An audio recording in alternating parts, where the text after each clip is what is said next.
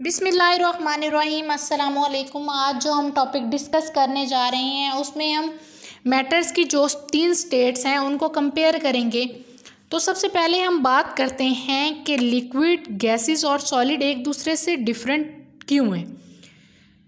तो सॉलिड जो हैं उनकी तो डेफिनेट शेप होती है, हमें पता है, बट लिक्विड और गैसेस की क्यों नहीं होती।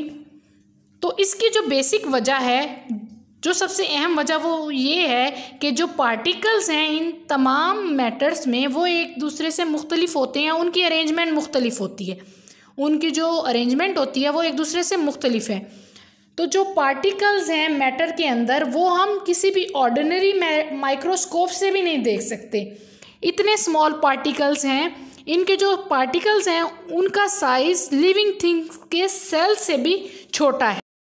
सबसे पहले हम देखते हैं कि जो पार्टिकल्स सॉलिड्स में हैं वो किस तरह अरेंज हुए होते हैं। तो नंबर 1 है, जो अरेंजमेंट है सॉलिड पार्टिकल्स की वो एक ख़ास तरतीब से हुई होती है, वो एक रेगुलर पैटर्न से हुई होती है। उसके बाद नंबर 2 है कि ये टाइटली पैक्ड होते हैं, एक दूसरे के साथ बहुत ही करीब करीब होते हैं, इनके दरमियान बहुत ही कम स्पेस होती है। इसी वजह से सॉलिड्स को इजीली कंप्रेस नहीं किया जा सकता, इनको दबाया नहीं जा सकता। नंबर 3 पे है कि जो सॉलिड के पार्टिकल्स हैं वो एक फिक्स डायरेक्शन के गिर्द ही वाइब्रेट करते हैं, बट वो अपनी जगह से मूव नहीं करते, वो एक जगह से दूसरी जगह नहीं जाते, वो एक ही जगह पे थरथराहट शो करते हैं।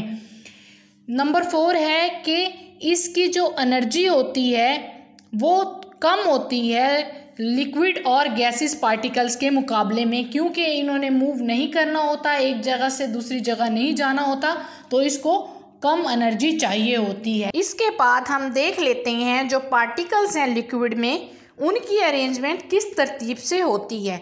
तो जो लिक्विड के पार्टिकल्स हैं उनकी अरेंजमेंट इनरेगुलर होती है, उनका कोई ख़ास पैटर्न नहीं होता, वो बेतरतीबे जुड़े हुए होते हैं। उसके बाद ये एक दूसरे से क्लोज होते हैं, बट इनकी जो क्लोजनेस है और इनके 2 पार्टिकल्स के दरमियान में जो स्पेस है वो सॉलिड के मुकाबले में ज़्यादा होती है, बट फिर भी इनको कंप्रेस करना मुश्किल होता है, इनको दबाया नहीं जा सकता। अब पानी को आप लोग नहीं दबा सकते, अगर आप दबाने की कोशिश करेंगे तो वो कभी भी कंप्रेस नहीं होगा। इस तरह ये भी वाइब्रेट करते हैं, ये एक जगह से दूसरी जगह मूव भी करते हैं और अपनी पोजीशन को चेंज भी कर रहे होते हैं। तो इसकी जो एनर्जी है वो सॉलिड पार्टिकल्स के मुकाबले में थोड़ी ज़्यादा होती है, बट इनकी energy as compare to gases कम होती है। इसके बाद हम देख लेते हैं जो गैस के पार्टिकल्स हैं उनकी अरेंजमेंट कैसी होती है।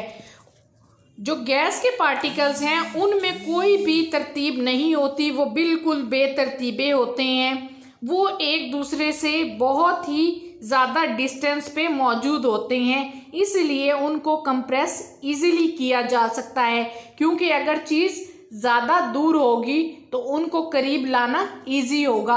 अगर पार्टिकल्स के दरमियान में कोई स्पेस नहीं है तो वो कंप्रेस नहीं होंगे, ये इजीली मूव कर सकते हैं एक जगह से दूसरी जगह, और इनकी स्पीड बहुत ज़्यादा होती है मूव करने की, और इनके जो पार्टिकल्स हैं उनकी जो एनर्जी है वो सॉलिड और लिक्विड के मुकाबले में भी ज़्यादा होती है।